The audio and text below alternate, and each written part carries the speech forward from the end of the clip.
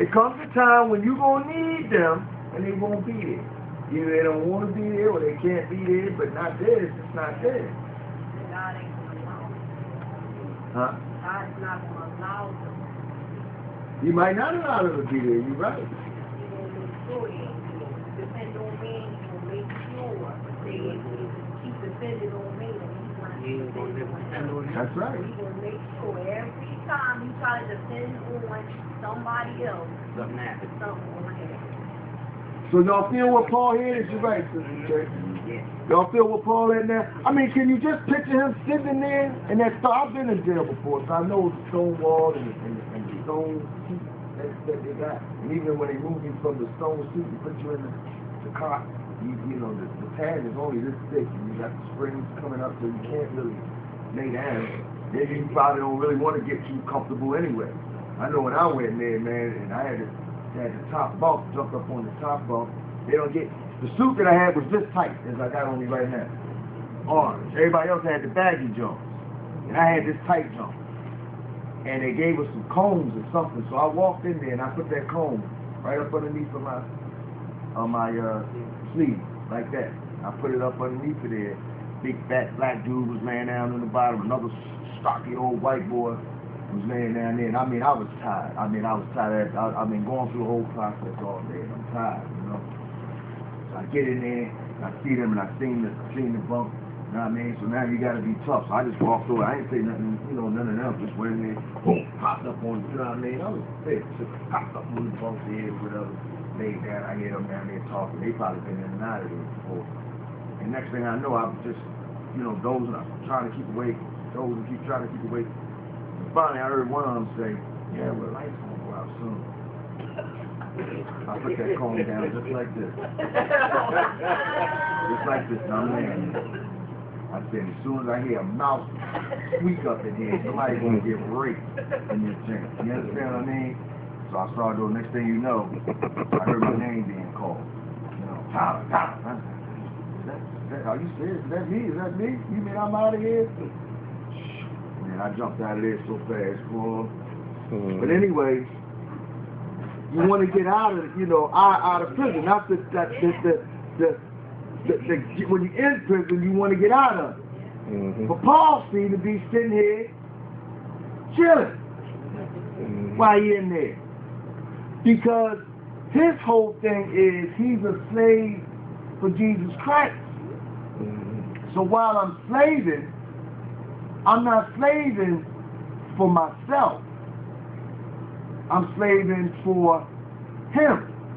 If you felt like you were slaving for your boss and your boss didn't give a crap about you, you see what I'm saying? You wouldn't feel so good. But if you're slaving for somebody that actually cares, and not only cares, but got a giant payoff for you, then maybe you could be a little more content. You understand what I mean? That might have would have helped him while he watched the drip down the wall. And maybe while he was watching the drip down the wall, maybe he looked real carefully at that drip and seen the many colors inside the drip. Maybe he timed the drip. What I'm trying to say is he put his mind to work while he was in there. You understand what I'm saying? See, a lot of us, we get depressed. I know I do. You get depressed and you don't want to do nothing. Absolutely nothing. You don't want to work out. You don't want to wash. You don't want to eat. You don't want to talk to nobody. Yeah, that's right. I was a slime ball. I ain't even going to hold it. For what? Wash for what? For who? You understand what I mean? After a while, you get used to your own thing, you know. And even if you do wash, you get dressed or whatever, then where you go? Right back in the bed. Right back in the bed. Let somebody call you on somebody, hey, let's go to the mall. Am I wrong? Anybody ever had depression? So you know what I'm talking about, Terry? I don't know about not walking.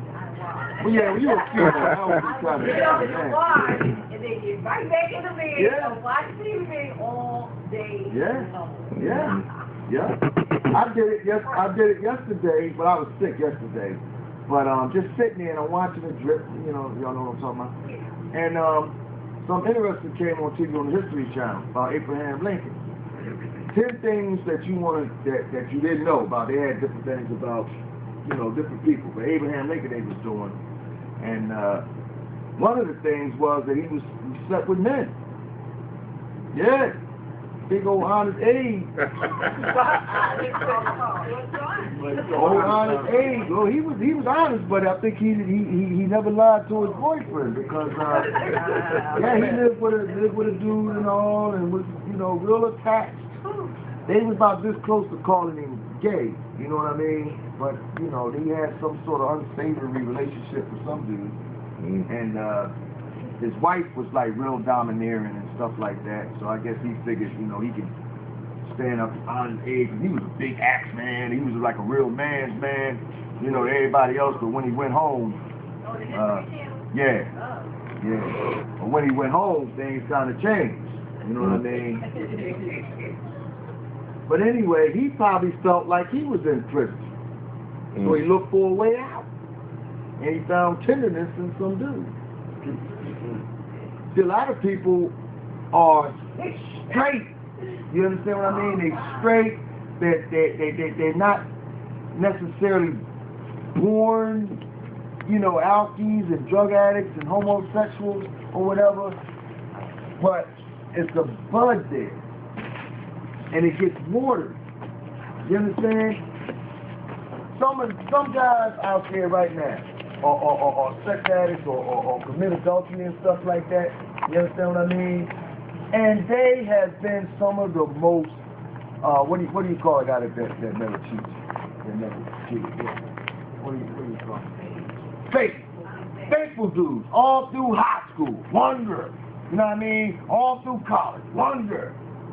And then you get married and be faithful, and then one night you lose it. And now he's what a dog. He a dog. Man wasn't no dog.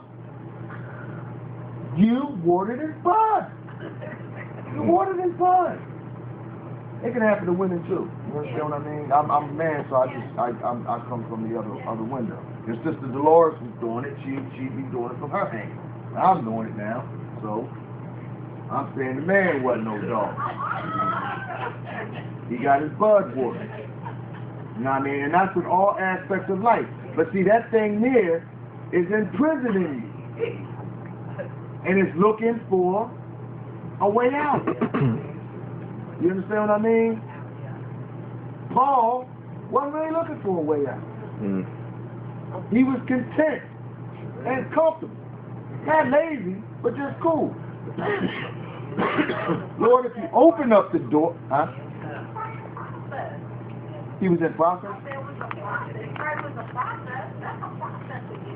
Oh, yeah. In a situation, if it's bad enough, yeah. You ain't going to be content right at the beginning. Nah, you human. You human.